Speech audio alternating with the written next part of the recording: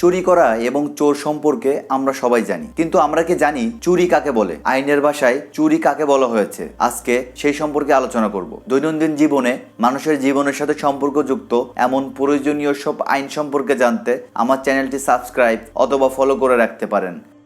আইনের ভাষায় যদি কোনো ব্যক্তি অপর কোনো ব্যক্তির দখল হতে উক্ত ব্যক্তির সম্মতি ব্যতি রেখে কোনো অস্থাবর সম্পত্তি অসৎ উদ্দেশ্যে এক স্থান থেকে অন্য স্থানে হস্তান্তর করে, তখন তাকে চুরি বলে। অস্থাবর সম্পত্তি বলতে যে সকল সম্পত্তি এক স্থান থেকে অন্য স্থানে সরিয়ে নেওয়া যায়, অর্থাৎ বিভিন্ন আসবাবপত্র, টাকা পয়সা ইত্যাদি। এখানে একটা উদাহরণ দিলে আপনারা বুঝতে পারবেন। মনে করেন আপনার বাড়ির আঙিনায় একটি গাছ রয়েছে, সেই গাছটি কিন্তু স্থাবর সম্পত্তি, কারণ গাছটি স্থানান্তরিত করা সম্ভব নয়। কিন্তু আপনি যদি গাছটি কেটে বাড়ির উঠানে সেই গাছটির কাঠ রেখে দেন, তখন সেই কাঠ হবে অস্থাবর সম্পত্তি, কারণ সেই কাঠগুলো যে কেউ এক স্থান থেকে অন্য স্থানে স্থানান্তর করতে পারবে। তাই এমন অস্থাবর সম্পত্তি কেউ যদি আপনার অনুমতি ছাড়া অসৎ উদ্দেশ্যে এক স্থান থেকে অন্য স্থানে স্থানান্তর করে, তাহলে সেটি হবে চুরি। দণ্ডবিধির 387 ধারায় চুরির ক্ষেত্রে 5টি কারণ থাকা আবশ্যক করেছে। 1 নম্বরে ব্যক্তির সম্মতি ব্যতি রেখে। 2